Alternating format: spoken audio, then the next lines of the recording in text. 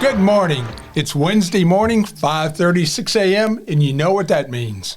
My guest today is a renowned poet, Kenneth Vincent Walker from York, Pennsylvania. Introduce yourself. Well, you got that right. I did. You know how tough that is. I don't want you to get me confused with Vince McMahon. I know. It's tough because his name is Vincent Kennedy McMahon, and you're Kenneth Vincent Walker. A little bit of a tongue twister there for you. Yeah, a little close there, but this isn't Vince McMahon, by the way. If you didn't figure that out already. Yeah. I wanted him, but he was a little too expensive, so I had to. And a little busy. I had to flip. Yeah, a little busy. I had to flip names around and get Kenneth instead. So you ended up with the poet instead. Yeah, went up in class a little bit, I think. Well, I've been writing poetry since I was 15 years old, and as you can see, I'm not really spring chicken anymore. But anyway, it wasn't until about 2011 that I got very serious with it. I managed to, I have probably a handful of poems, I should say, that I've written when I was younger. And then a lot of them I kept the spare parts, like an auto mechanic would keep parts around, and then I would use them later on. Like I said, from 2011, I got really serious about writing poetry. And right now, I have written probably a little over 800 poems. Wow. And out of that 800, 400 of them have been published. Wow. And 300 are published digitally or, online, and the other 100 plus is in print. So I'm pretty, as people say, prolific when it comes to that. Wow, that's a lot of work there. Yeah. So why poetry and not write the great American novel?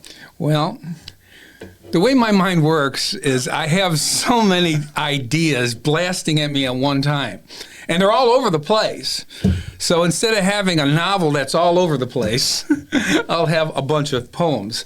I like to look at my poems as they're like short stories, only they're shorter.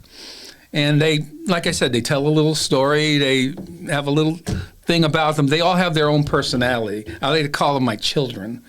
So I have 3 children. I have 3 kids, I should say, and none of them want to have kids by choice. Okay, so my poems are my grandkids in a sense. Okay. So the process of writing a poem: do you get an idea, sit down, and write it from start to finish, or do you just get the idea, write down maybe the first couple? You call them verses? Yes, you call them that. Okay. Do you write the first couple verses and then another idea pops in your head and you go over here and you write a couple verses and then go, oh, wait a minute, and then go, or do you just sit down and That's a very interesting question, and my writing style is a little unusual compared to a lot of people. You hear many times of writers having writer's block, where they're sitting there looking at a blank piece of paper and they can't figure out what to write, To me, I never have that problem. Is because there's so many things to write. And a lot of times I'm writing more than one poem at a time. Oh, okay. You know? Or, as what I like to say is, I've learned through life not to force poems. Because when you force your writing, say, okay, I'm going to write about this, they never come out good. You have to, in a sense, let the poem write itself. And what I mean by that, as you're writing things down, I'll just write. And then the trick comes in the editing of it. Because then I have a whole bunch of things. I almost like to consider myself like a sculptor, chipping away at it, and then it becomes something that I've totally didn't expect it to become. And I almost look at it and say, who wrote this? It was me. But it was, just kind of like being funneled through. So there's been times you started out with an idea. Write, and then when you edit, it ends up a completely different idea than what you started with? Sometimes it's a word. Sometimes it's just a feeling. Sometimes I watch a movie, and I don't write what the plot was. I write the emotion that I got off the movie.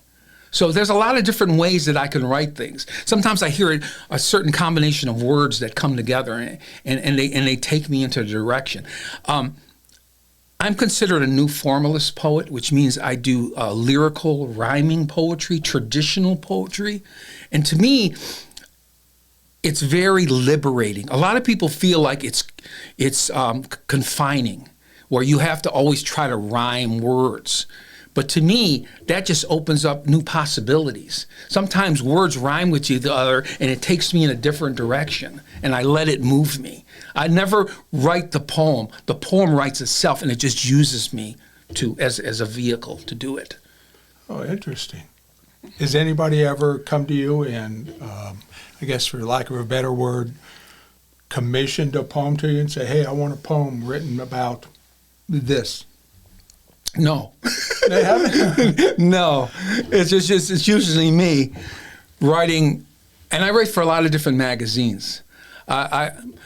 People say, well, what do you write? What kind of poetry do you write? I like to say I write everything under the sun. It's because I write your typical love poems. I write for horror magazines. I write for sci-fi magazines. I write for some creative magazine. It's like everything, because I open myself up to write in anything. I can look at that doorknob and somehow just the way the light's shining off it is telling me, you know what, I could see a poem in that. Of how many hands that have turned the doorknob. It could be. What lies on the other side of the door. Exactly. It's just opening yourself up to whatever, you choose to, the direction that it chooses to go. And I flow with it. I just flow with it. I know I've had an idea of a book. Yeah. And about of course, being a pirate, of pirate gold and being transferred up to Western Maryland through the C&O Canal, and then once it gets up to Deep Creek Lake, it was buried in an old barn silo, and to keep it secret, they killed the people who put it in there, and they were on top of the silo. And then when Deep Creek Lake was man-made, was built, it flooded that area. And so the story is modern day, people find out about this story and then go up and try to find this farm. But that's as far as I've ever gotten, because I'm not one of those people that can say, on this spring day, on this nice spring day when the butterflies were flying and you could smell the daffodils.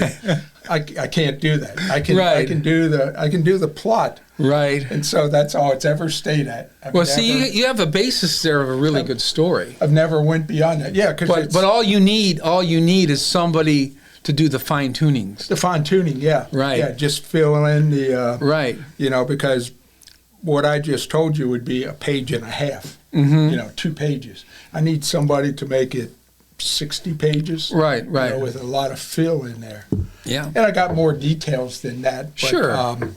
That's been on my mind for as long as I've been a pirate. Because I figure the story has pirates in it. It'll attract those people. It's local information. It's talking about gold. It's talking about murder. It's talking about, Deep Creek Lake. You have a story there. There's a story. I think it would do well, but, that's all the further it's ever going. Right. It's actually never come out and been written down. Mm-hmm. It's all. I think that's common for writers to have that unfinished novel. That they've got so much of it written, and they probably only need maybe a quarter of it more to tie it together. Yeah. And then you have a movie. You can have a movie. There are people out there that will ghostwrite a book for you. Oh yeah. Oh yeah. Okay. Yeah. I got to do it. In fact, I even believe that some of my poems could be made into short movies, like a movie based on this poem, because they tell stories. They tell stories. I have to talk to you about that, because I started a production company, and we want to start out small.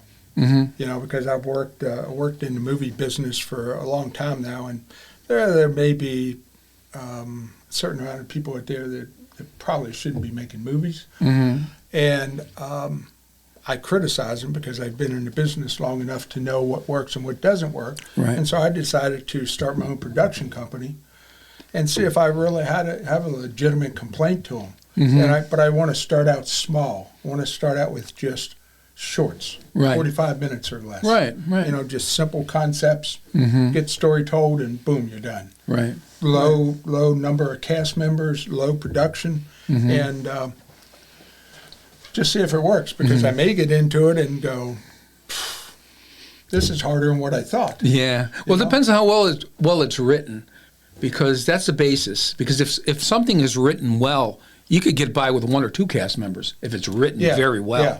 You know. But that's my problem. I got these ideas for shorts, but I can't. I've tried writing a screenplay, and I thought it was pretty good. I showed it to a guy, and he's like, "It's not in proper form. It's not." And I'm like, "Okay, then I'm back to square one." But I've already got one movie completely written out. I just need it fine-tuned by a seasoned screenwriter, but that's down the line. But anyhow, what poets influenced you the most? Well, to tell you the truth, I would be considered like a new romantic poet. It's the poets of the romantic era. And when I say romantic, don't get confused with love and flowers and all that kind of stuff. Romantic poets talk mainly about nature and about reality and things that are common in the life of people. Everyday life. Right, in everyday life. There's the first generation poets like William Blake, but I'm more inclined to the second generation of romantic poets, which is Lord Byron, Percy Bysshe Shelley, and John Keats. And those are all English poets. On the American side, the Romantic movement was going along also, and that's your Emily Dickinson, who wrote 1,800 poems. And every time I write another poem, like I said, I'm past 800, I say Miss Emily would be proud. There you go. Because I'm kind of following after her. I'm trying.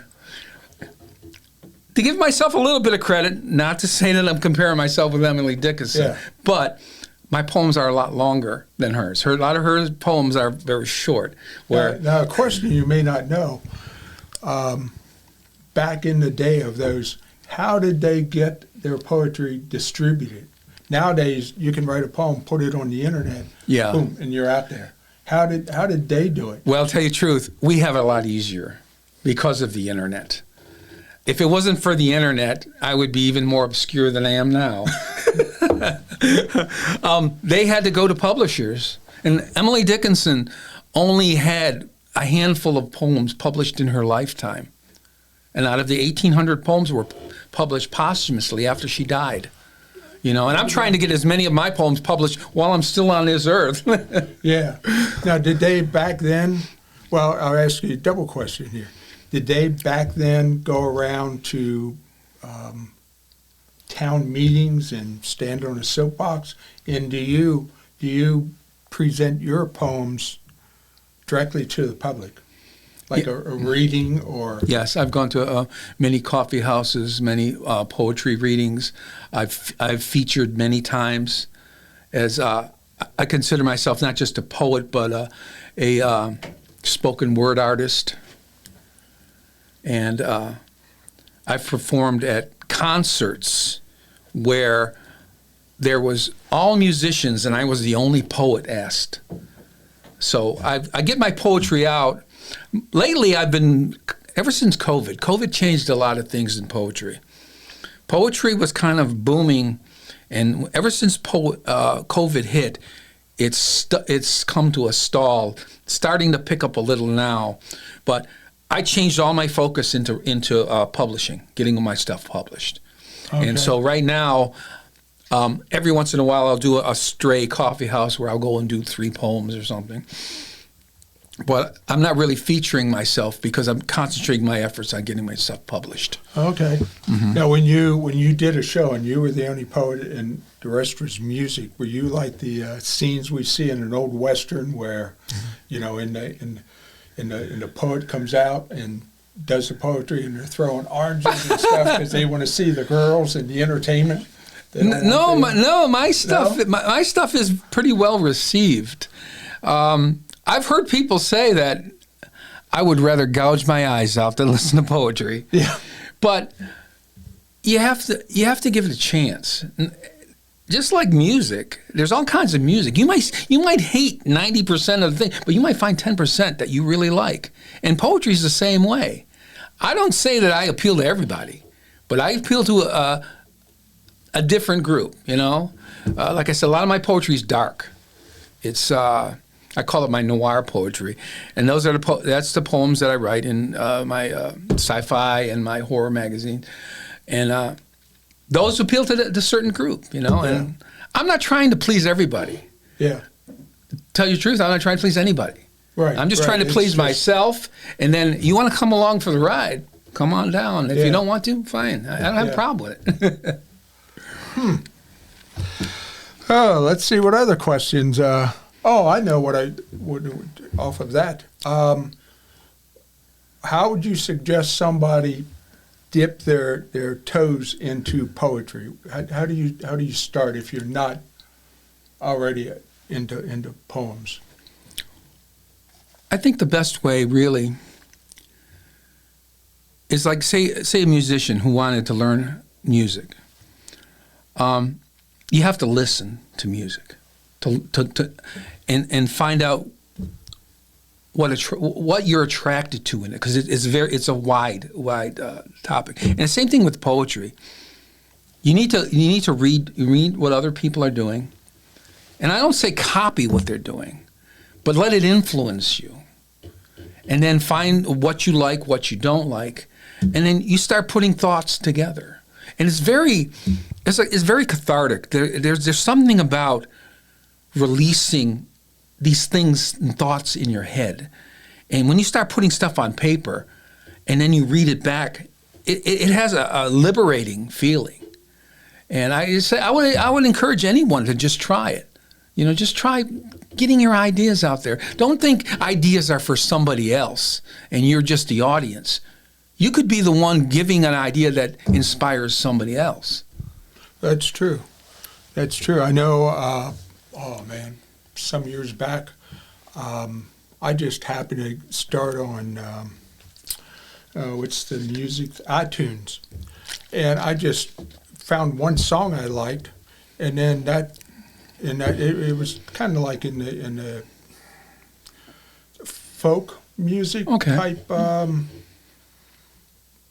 genre. That type of music. Mm-hmm. Well, and it's probably still, I haven't been on iTunes in a long time, but you know, you go into that and you look up that song, and then all of a sudden you got the links to all these other people and other songs. Yeah. And then you listen to this one song, and you go, oh, that's good. Yeah. And then you listen to that audience, and that turns you on to somebody else. And even now, there's some, I consider them obscure because they're not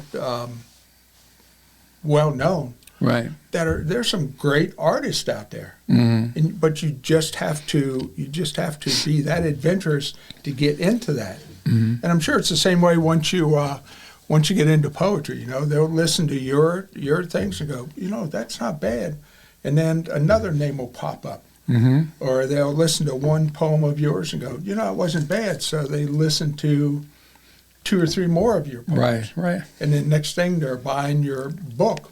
Did you bring your book with you? You know, I did. I left it. Can I sure. Give me 1 second? Sure. He'll be back in a few minutes here, folks. Okay. Sorry about that. I've known Kenneth for since the early late 80s, early 90s. Am I wrong? Yeah, probably. Now, last time I get a little bit off the subject, last time I saw you, I saw you in Buffalo. Yeah.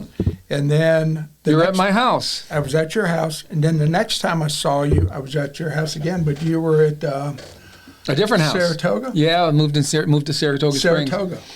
And I don't know what you were doing in Saratoga, but I know when I saw you up in Buffalo, you were in do I say heavy metal band? Rock band? Oh, really? You remember that far back? Wow. Oh, yeah. You were the front man, weren't you? Yeah. Yeah? Yeah, singer, guitar player. Yeah. And heavy metal?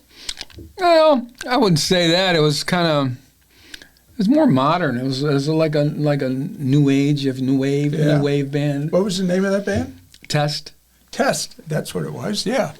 Mm-hmm. So. Wow, you really pulled the rabbit out of the hat. I wasn't expecting that one. There you go. Yep. Yeah, and I don't know because that was way back. I think that was at some point here I gotta write down all the dates in my life. Mm-hmm. But I know when I saw you in Buffalo, that was on I got a wild hair up my butt and decided to travel the country on a motorcycle. Mm-hmm. And that was, I went from here, went north, and because I've known Kenneth's wife for longer than me. Longer than what I've known you, a long time. She used to live here in Hagerstown. Mm-hmm. And so I drove up, hadn't seen her in years, and drove up, and that was one of my stops on my first cross-country trip on a motorcycle. Yeah. She's my Hagerstown connection. If it wasn't for her, I would have never met you. Yeah, we would have never met. So, but she moved away and never came back to Hagerstown, which I don't blame her. She never came back because of me. Because of you. Okay. We come back to visit, though. We visit a number of times. Yeah, about every time they come back to visit, they let me know they're in town. And in fact, the last time you were here, I don't know if I said anything directly to you, but I said I mentioned to Connie that I was interested in having you on my show. Mm-hmm. And then she let you know, and we finally got here after a couple snafus. We ended up in the studio here. Yeah. But what I try to do on this show is present all the interesting people that I've met over the years. And I thought I'd add a little bit of class to the show by having a poet here. I'm a little bit out of left field compared to your acting and your wrestling and well, it's kind of connected. If you do horror, that kind of connects. There is a connection. There is a connection there because I've done my share of horror movies in my life. But okay, let's get back to poetry. What plans do you have for the future? Well, wait a minute. Let me get back. He went off camera to bring this. He's got his own book. This book was published in 2015. Okay, it's called Borderline Absurd: An Exercise in Rhyme and Reason, published by Poem Sugar Press, available on Amazon. I've written 2 other books, but they haven't been published. One of them was about to be published, and then COVID hit. And then I put a hold on it. It's kind of funny because my poetry has been growing and getting more intense. And I just, I haven't published it, but it will get published at some point. I've been concentrating mostly on online and because I could get a lot more, it's flipping away from me. I can get a lot more done faster. When you say published, that's in poetry magazines? In poetry magazines, journals, blogs, webzines. Yes. And you've had, would you say, 400, 300 published? 400 total, about 300 online, and like I said, in blogs, magazines, webzines. And another 100 plus in print form. So yes. But you said what my goal is. My goal is to get as many. I don't know if I'll get them all. I can't say it. I want to. I want to get them all published. You want to get 1,800 poems out there. No, 1,801. 1,801. And then what's her name? Emily Dickinson. Yeah. You lose yourself. Is she the most prolific? Yes. Of the poets? Yes. But it's not just, don't get me wrong. But in her time, she only had about 5. About 5 published. Yeah. Because, she doesn't have the advantages I do. Right. It was a whole lot tougher back then. Yes. So where does Edgar Allan Poe stand in your influences? I write for horror magazines. That's attributed to Edgar Allan Poe. Edgar Allan Poe is important. Are you able to get as dark as what he got? I think, but I try. You know, I want to compare. Once again, I don't want to compare myself to Edgar Allan Poe, but I love Edgar Allan Poe, and he is a main influence. Oh, cool. The only thing I can tell you is then don't ever go to Baltimore. And don't ever go in the Horseshoe Road Inn on Tavern. That didn't work out well for Edgar. No. Yeah. Many poets had a tough life, and many poets, you know. I don't judge people by what they do in their lives, especially if they're like a writer or a musician or whatever. I judge them by their work. And, you know, you may not agree with a lot of people's lifestyle and what they do, but he's a great writer, and I judge him by his work. And it's just as musicians, a lot of my musicians I like are, you know, on heroin and whatever. Yeah. But I don't judge them by that. I judge them by their work. A lot of, I don't want to say input, but influence and may come from that despair. Yeah. You know? Unfortunately or fortunately, depends how you want to look at it, but these people are able to tap into things. And I mean, I'm a big fan of Edgar Allan Poe. I haven't really studied him, but just from his work and what I've read about his lifestyle, I really doubt that Edgar Allan Poe ever smiled in his life. Yeah. Although, if I had the opportunity, I'd love to meet him. I'd love to talk with him, speak with him, and just share my ideas. I mean, he'd probably say it's crap. It doesn't matter, you know. You go, what? No. Cell phones? What? I know. You got how many? Because he wasn't really, from what I can remember, he wasn't really accepted before he died. Was he even published, or was he even known? Well, before he died? yeah. Well, he was. I mean, the Raven. The Raven was huge. That was probably what it was. The Raven. That was his biggest poem, The Raven.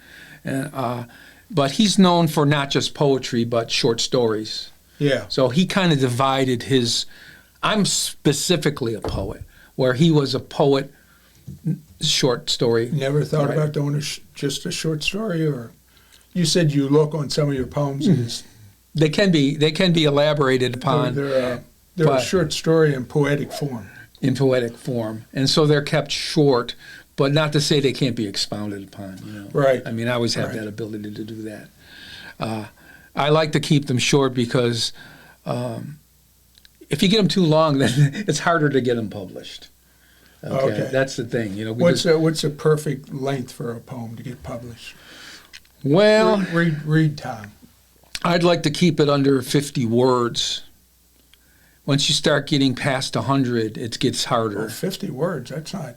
Yeah. That's not many words. No, it's not. No. But once you start getting past 100, it gets harder to get stuff published. What's the longest poem you ever wrote? 250, 270, something like that. Words? Yes.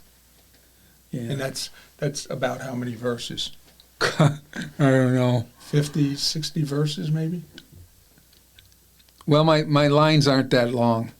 When you write poetry like I write, that it's not free verse. Free verse that's the difference between free verse poetry and poetry, is that poetry lines are short, where if you see the line real long, it's usually free verse, which means they don't emphasis on rhyme at all.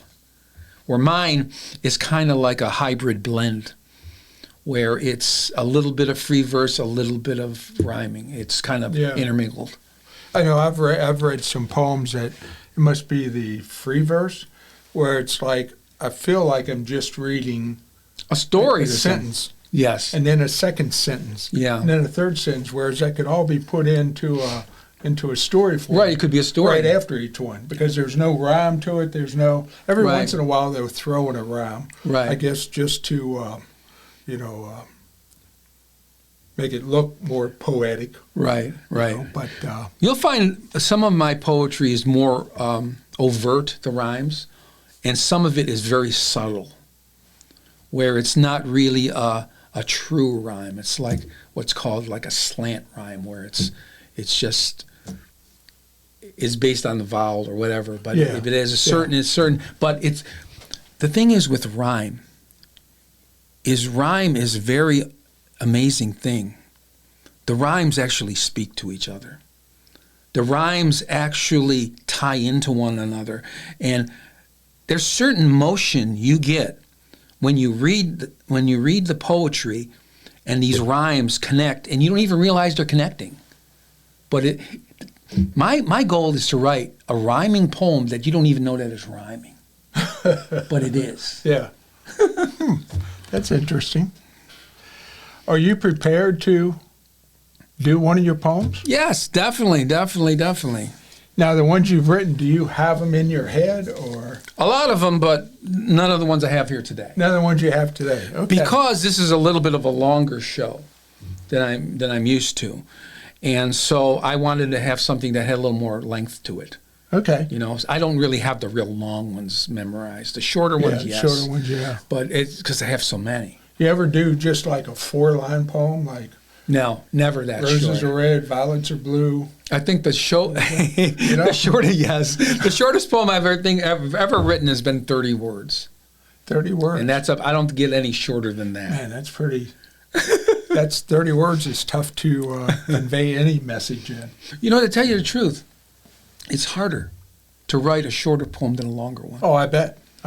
Because you're trying to convey a thought, a feeling, emotion in a compressed space, which, you know, if you've got pages and pages to write, you can easily fill that in. Oh, yeah. So, right. You know, you think, oh, yeah, guy only wrote 30 words. But no, it's the content of the 30 words, not just the words.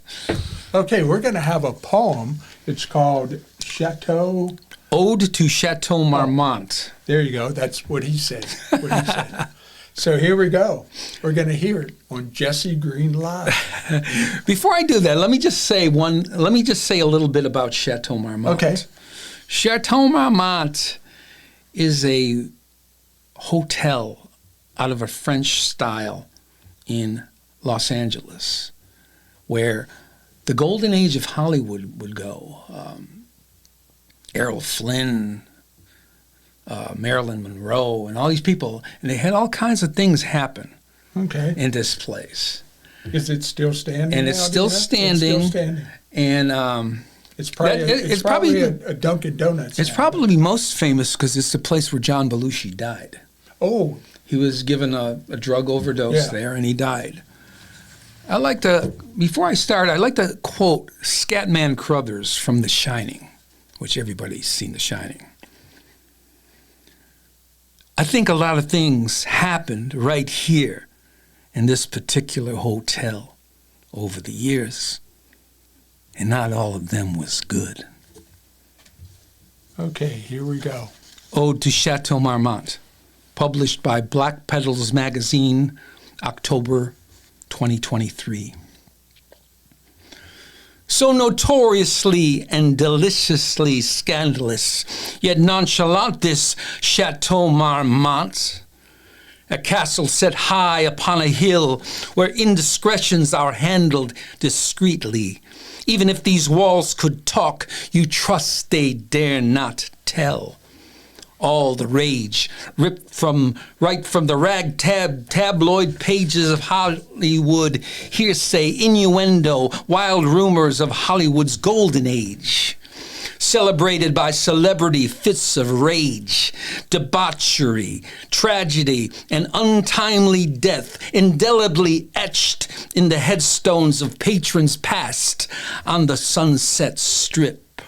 Alas, boho hip, in the most spirited place there is on the left coast, West Los Angeles, CA, Hotel on the Hill au Delay. Translation, just passing through.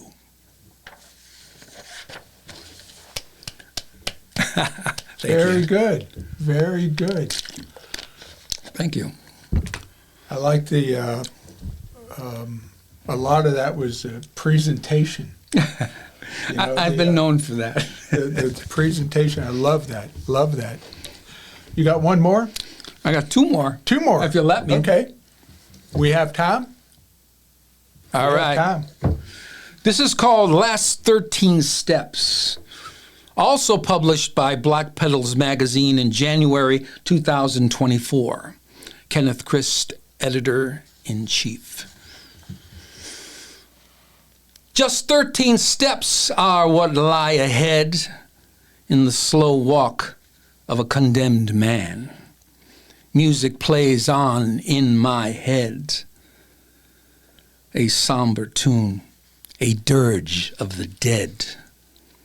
Funeral flowers emit such a stale stench. The air is still in muted reverence. The attire dark to mark this sad, sad event. The clock now stopped shall be rewound no longer. The day is bright, yet growing ever darker. Time dwindles.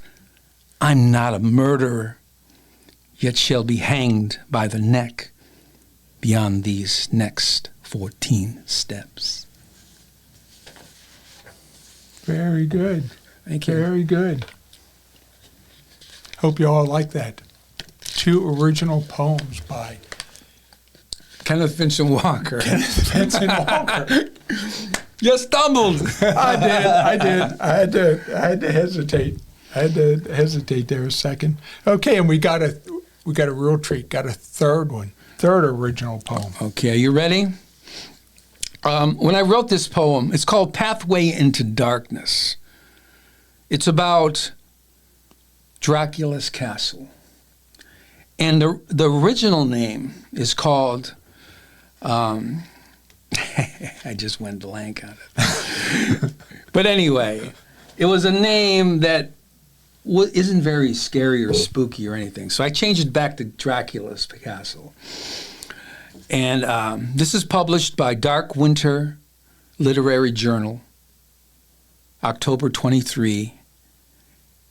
They're based out of Canada. And Suzanne Craig Wytock is the editor. And without any further ado, Pathway into Darkness. It's called Bran Castle. That's it. And I figure Bran Castle sounds like a cereal or something. Yeah. Like Captain Crunch or something. Hey, you know better than that. You had to go there. I had to go there. You had to go there. Anyway, I changed it to Castle Dracula. So anyway, here we go. Pathway into Darkness. Nightfall is rapidly approaching fast, encroaching on the faltering daylight. The pathway to Castle Dracula in the very heart of Transylvania, known as Romania, in the broodingly dark Baltic. Remnants of time again revisited. Oh, Vlad the Impaler, leaving entrails on the skewer for all to see, and to be horrified at what pure evil can procure. Thousands of bodies wriggle and scream in unison as the terror continues to breach our fragile minds. For history may indeed repeat itself if we choose so to be blind. Thank you very much. Very good. 3 completely different poems there. Yeah. Went from Hollywood to Death Row to Transylvania. As you know, as you noticed, I wanted to give you the darker side because I figured you do a lot of horror movies. Yeah, and I figured, let's take that route. Yeah. Because I could have gave you a lot of different things, but I figured, let me give you this. Well, to end it, do you have one short, sweet poem? Oh, I'm not prepared for it. Okay. We'll keep it on the dark side then. Like you said, that fit in with me. I loved all 3 of those. They were great. I hope you all liked them. Okay, now you mentioned magazines there. How do people get those magazines? Do you have how do they find you on? Well, these are basically online magazines. Online. Yes. Tell you what, probably the easiest way to do it is to go onto Google and search Kenneth Vincent Walker published poems. You do that, and they're not all going to come up, but a decent amount will come up that you can go into, and they'll lead you to other things. Okay, so all these are online magazines that's published. Yeah, other than my book. Yeah. Other than the book. Yeah. And we can get that at Amazon? Yep. There you go. There you go. And I see a price on the back. Is that the right price? It's probably discounted from that price. Discounted from that? So It's a little bit of an older book. So a bargain right there. How many poems are in this book? 99. 99. A lot of times you see a poetry book. It's like one page, one poem. Yeah. I scrolled it. So Okay. that's why it's a very thin book, but it's jam-packed. Okay. 99 poems. So see, Emily Dickinson, there's 99 published poems in here, and you published 5 in your life? No. No, I'm only kidding. Sorry, Emily, I didn't mean to discredit or. I love Emily. Yeah. Who's the most prolific poet that's been out there? Of a modern poet? Yeah, Me. you. I can't think of anybody else. Is it? I'm sorry. Nobody else out there has. Not that 800? I don't know of anybody that's written that many. Yeah. I mean, I'm being honest. Yeah. I know people who have written 100, 200. Not like that. I mean, I'm not trying to pat myself on the back. I'm just being honest. No, 800 is a lot of anything. And to sit down and be creative and write 800 poems, that's All different. yeah. We saw that. Right. And 400 of them published. Right. From 30 words to 270 words. Wow. And how long will it take you from the time you start, say a 50-word poem, from the time you get the idea, you start writing it, and edit, and you end up with. It all depends. Sometimes I could write it in 15, 20 minutes. But then you know what I do?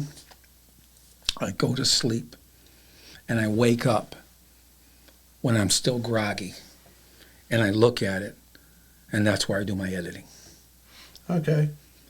I never want to edit it right away. I may do some little minor edits. Yeah. But the final editing is after I woke up and look at it with a fresh set of eyes. Just coming out of left field, like not even being totally awake. And all of a sudden, now things are jumping out. And I put it all together. So do you have an idea come to your mind, and you might sit down that night and write it? Do you ever have that idea? I know I do with movie ideas. You have that idea and you go, ooh. Oh, yeah. You just start scribbling it down, at least an idea. I know I never do it, but I've seen where they say keep a pen and a notepad by your bed so that you can write down your dreams when you first wake up in the morning. And I never do it. And then you get into the day and it's like, what did I do? Man, I had that great idea. I should have woke up and at least put a sentence down. There's been times when I get an idea, just like you said. I said, I want to get up. I'll write this. I'll remember it. Yeah. Never do. And then it's never do. But then maybe a year or so down the line, it comes splashing by again. There's that idea. I had one poem that got wiped out somehow, and I lost it. And it was an excellent poem. So I tried to really think and concentrate and piece it all together. And I pieced it together pretty good, probably maybe 85%. And it still turned out to be a very good poem. But it wasn't that poem, which would have been perfect. And so I never, now I do not, if I write it down, I jot something down that's going to spark my memory. Yeah. Or else I'm going to suffer for it. I saw something the other day on the internet somewhere. If you forget something, how does your brain know you forgot something if it can't remember what you forgot? You'd be surprised what's in your brain. A lot of times, in there somewhere. A lot of times, I try to do these mind exercises where I try to remember kids that I used to go to school with. I do too. I do too. And I can picture the kid's face. What's his name? Yeah. And you know what I do? I think A, B, C, and all of a sudden W, something about W. And I think more. It's Walter.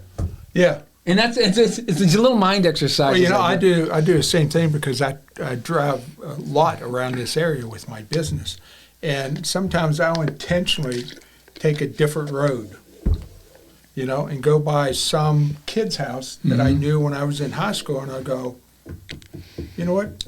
That's where Walter lived, or that's where Sally lived. Right. And I think that probably keeps you. That's why I do it, to keep my mind going. Plus, it keeps the monotony out. I mean, if I'm going from here to Frederick, okay, easiest way to get there is go down 70. Boom. But you're on interstate the whole way. Right. So lots of times I'll take old 40. Sometimes coming back, I'll take alternate 40 and go down and come up through Boonesboro. Sometimes I'll go up 15 and come across Catoctin, just to keep my mind fresh. Right. And ride by, and it doesn't have to be somebody's house, but ride by and you see, I can't think of anything right now, but you see a store that's maybe been closed for 20 years, but you think, you know what, I have a memory of going in that store, and you can, in your mind, you can remember when you walked in that store, where the candy was, maybe even what order the candies were in. Yeah. And it just, I hope it keeps your mind fresh. That's a thing too that I love about music. A lot of people say my poetry is very musical, even though there's not music playing. It has a musicality to it. And the greatest thing I think there is about music is music can transport you in time. Oh yeah. You hear a song and it takes you back to that time. Yeah. That's an amazing thing. Yeah. Yeah, you hear that song from, I'm older than you, but you hear that, let me think, 50, 69, you hear a song from the late 60s or early 70s, and you hear that song, and that brings back that first date. Yeah. You know what? That song, for some reason, is connected to that first date. Right, definitely. And it's that's the amazing thing, it's in there somewhere. Yeah. But it's you trigger some electrons. But it's not right there. Yeah. You don't think about that song every day. Right. And I know I've, over the last couple of years, I guess it's a function of getting older. You're getting wiser. Yeah, well, I've definitely gotten wiser over the years. You're a wise guy. No doubt about that. Yeah, I'm wise now, But you know what they say is you can't be a wise man when you get old if you weren't stupid when you were young. There you go. And I've been stupid when I was young. So, but I'll hear this music and think, oh my God, I haven't heard that song in 30 years, 40 years. Yeah. And what I find is nice is when you get these young people, and they'll go, I don't listen to modern music. Give me the 60s, 70s, 80s. Right. And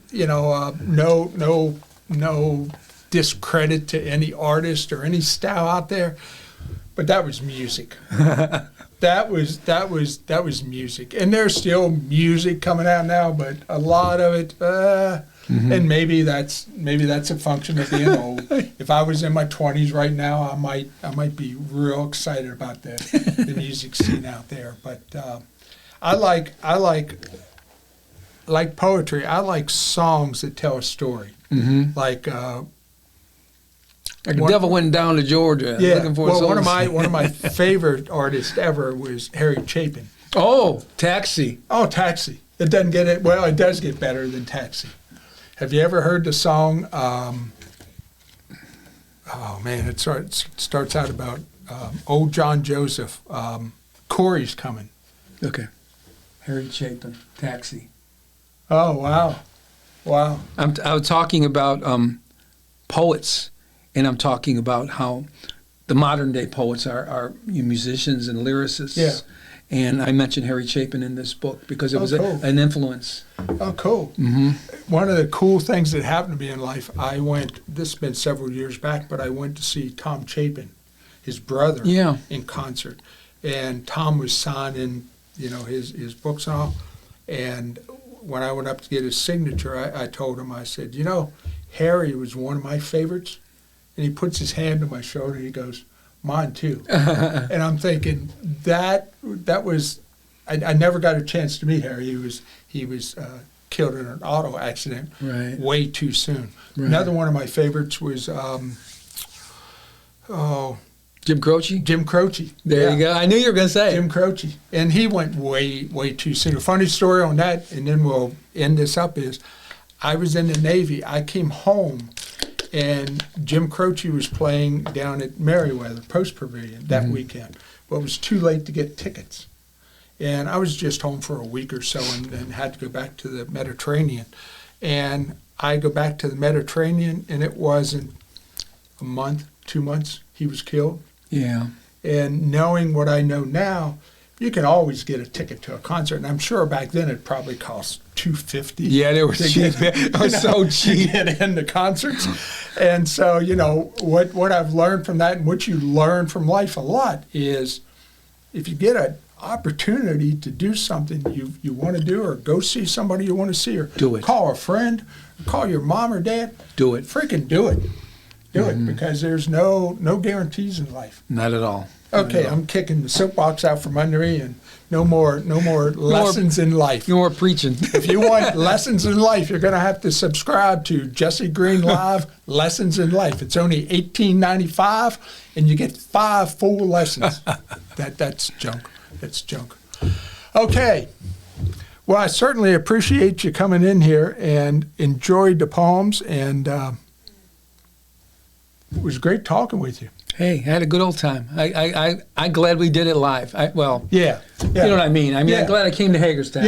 Yeah, we tried to do it. It was well worth the trip. We tried to do it like Zoom type, and it just didn't work. We had issues. We had issues. So he drove down from New York to be here in the studio, and I certainly appreciate it. Hope this gets you some readership. And not only readership for you, but maybe one person out there will go, hey, I'm going to check out poems. Hey, check it out. You won't be disappointed. I promise. But thanks for joining me on Jesse Green Live with Kenneth Vincent Walker. Yay, he got it. Yes. How many times? Thanks for joining me. We'll be back. I'll be back next week for my brand new show, which is called Jesse Green Live In Between. That's my, I have guests every 2 weeks. I started this show In Between, and it's more of an information show. It's just me, and I'll be able to give you specific dates of stuff coming up and current happenings, because I know this show with Kenneth will be on February 28th. Okay, I might have to mark that down. Right, I can give you that date on this show, but I've got probably 4 or 5, maybe 6 shows taped that I have to decide when they're going to come in. And the problem of doing shows like that is I can't say, hey, this Saturday, go see, or we're going to be doing something in 2 weeks. With Jesse Green Live In Between, that's going to be a live show, and I'll be able to give you details of what's coming up. Plus, I'll also be able to tell you, this is who's going to be on next week. So join me for that. They both come on Wednesday mornings at 5:36 a.m. Wow. I know you're not going to get up at that time. That's just pretty to early. See me. But, I wouldn't get up at that time in the morning to come see me. But then it's there for the whole day. You can go to YouTube and Jesse Green Live, and you'll see all the listings. This is, I think, the 10th show that's 10th episode that's coming out of Jesse Green Live. So again, right. Kenneth, thanks for coming down, and I hope you all enjoyed it. See you on Wednesday.